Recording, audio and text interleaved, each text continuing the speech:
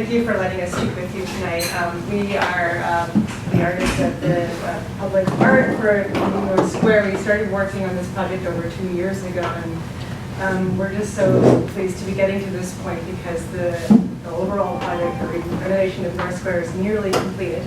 And we're lucky to be here with Joe Fleury tonight from the Boston Public Works Department, who can answer questions about the square in general.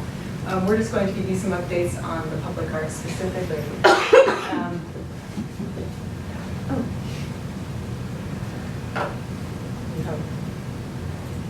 Now, many of you will remember this diagram that we've shown in the past, and basically, in a nutshell, we proposed and are completing 4 sculptures for NEWNC Square on 4 different themes, and they will be placed around a planter, a circular planter. And the last time we were here, we talked a little bit about the first 3 sculptures and then also more at length about the 4th sculpture. And today we're showing you the pieces, they're actually clay models as they were going off to the foundry. They're now at the foundry being cast in bronze. And we're going to show you those models. You might remember this early rendering of the square. And actually this is what the square is really starting to look like now. They've just finished, I think, that walkway that's at the very front of the screen. That was, I think, today or maybe Friday, I don't know. The first sculpture is titled 1798 NEWNC Square View. You've seen this rendering before. We're going to show you now the sculpture, and this is the clay model. And basically, this is the piece that went to the foundry to have a mold made on it. Now, you'll notice that on the bottom, there are, let's see, is there a pointer here? Along this line here, there's an index, and I don't think you can see it from where you're sitting, but certain sites are labeled on an index, and above them, there's a number. And you can find that number in the image above, in the relief above. Do you want to? The index refers to sites that are still existing today. So that were there in 1798. 1798 view of downtown, but the index is just places that still exist. Okay. Here's a close-up view. You can see that index a little bit better. The NEWNC Square has been used as a public space since the 1600s. It's been continuously used that way, and doesn't look all that different today. Some things are different, some things aren't, certainly.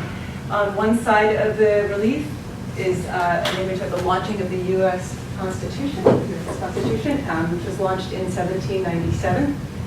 On the other side of the relief is the old state capitol, which was used from 1713 to 1798, which point the new state capitol, new state house, excuse me, was used, began to be used. And then on the bottom, you can see that there's the title of the sculpture, and then in braille next to it is the title. Of course, on the back, it says NEWNC Square, and actually this is the only reference to what square you're in all of NEWNC Square, and you will see it as you walk up the Freedom Trail and you encounter the square.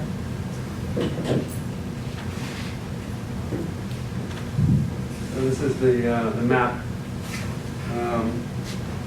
and it's the map of 2019, so it's sort of up to date, except maybe if you build that roof edition, we'll have to. It's the north end, just the neighborhood of the north end, and that's like an overhead view of the model before we sent it to the foundry. And then this is a close-up. We have a key on the map which has a locator for NEWNC Square.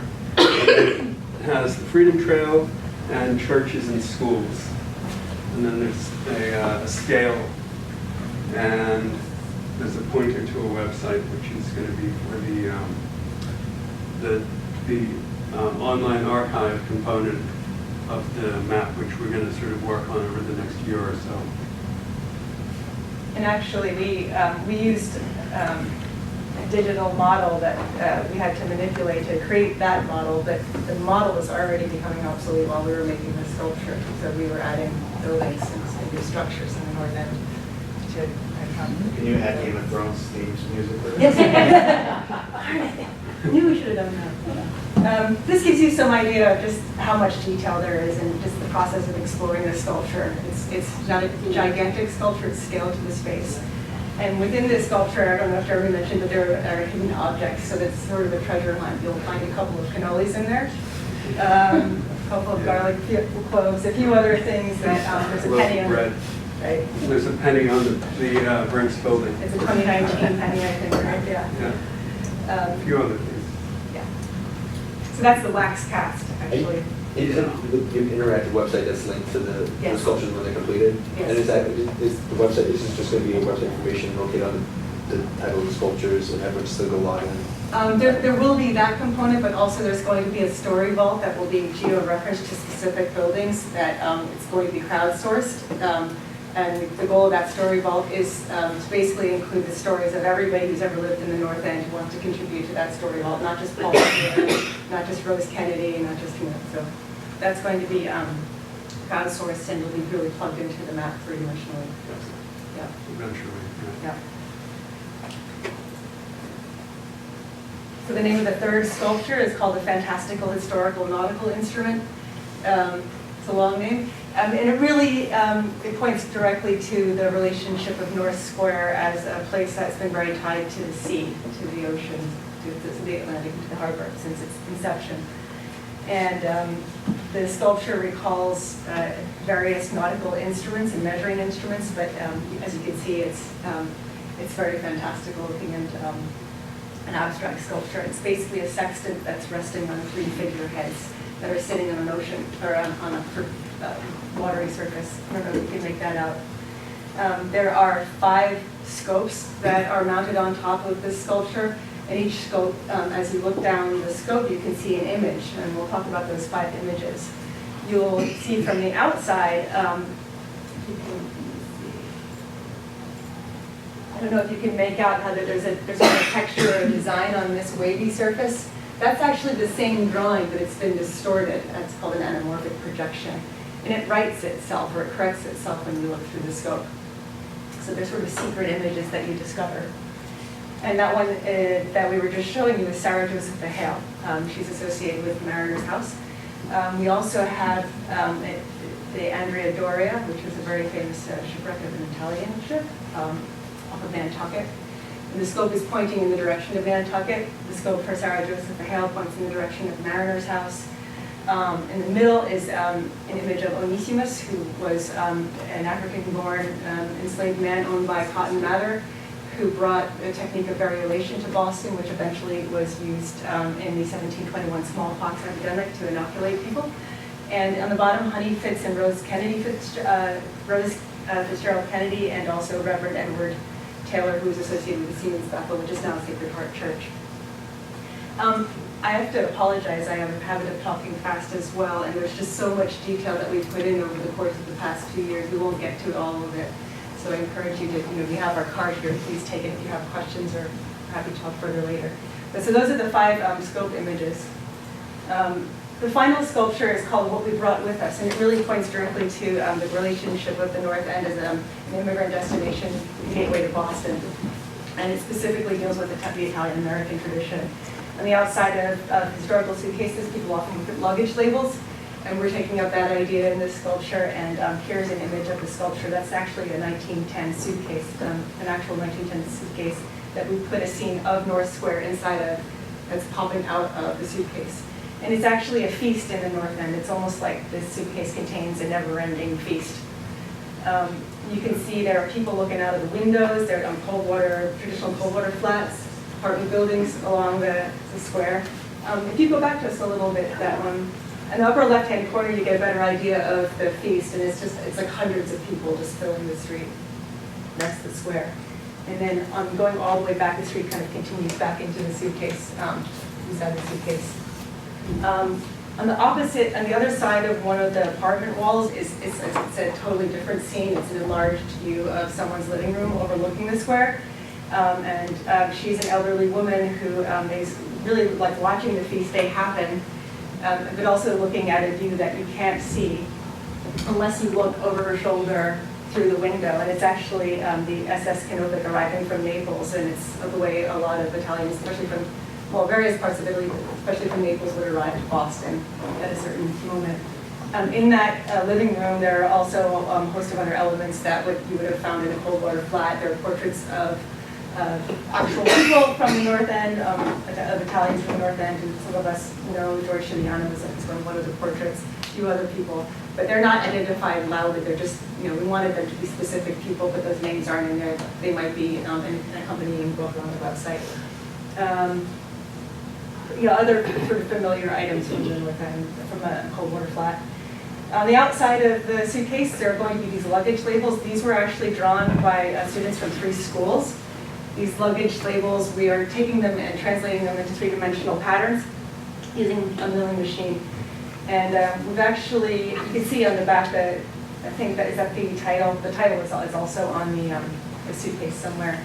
These luggage labels will be on the suitcase, but they'll also be on the base, because when we had the good fortune of working with over 70 students, so there are 70 labels on the suitcase from all over the world. They drew them based on where they were from, but we also had 25% of the labels are labels from Italy. That's actually how it felt like on the right, that back. That's what it felt like. So yeah, that was, we worked with the classes of Rachel Akiva and Rachel Rizzo at the Elliott School and St. John's School to make those labels with their kids. The kids range in age from 7 to 11 years old. And there's the drawings are on the left side, on the right side are the actual milled labels. Yeah, we have 70 labels, so they're all going to go on the sculpture on the base. Yep. And just to mention the patina, all bronze that you see out in public spaces, it doesn't, when it comes out of the foundry, it doesn't look the way it does in our public spaces. The patina is put on the bronze to give it a certain color effect and stabilize it. So we are interested in emphasizing the connection of nautical themes to the square and looking at sort of nautical references in patina too. And so elements will look like brass, and the majority of the patina will be quite dark. And of course, whenever a sculpture is in a public space and accessible to the public, it gets touched and rubbed. So we expect and look forward to people rubbing the patina off and making their own, sort of revealing the bronze. That in a nutshell is where the sculptures are at. You're not, so the patina's on it naturally, you're not going to let it go in the space? Is that what it is? Yeah, well, at the foundry, all bronze coming out of foundries gets what's called a hot patina. You take a torch and burn chemicals onto the bronze to stabilize it. If you just actually took it and then you put wax on it to stabilize that patina. Any piece of bronze coming right out of the foundry will just go black, and then it will get green, and then it'll get sort of gross. So when you put a patina on, it's a way of coloring controlling the color of the bronze itself. Peggy, did you get that? I just want to thank you guys for always keeping us involved, especially with the kids. I think that was really cool, and like I feel like they're going to go to the square and be like, we did that, and have like and I think that it's evident that you involve the community, and like we're really cognizant of like making sure that we're represented, so I appreciate it. Just a quick question about the timing of it.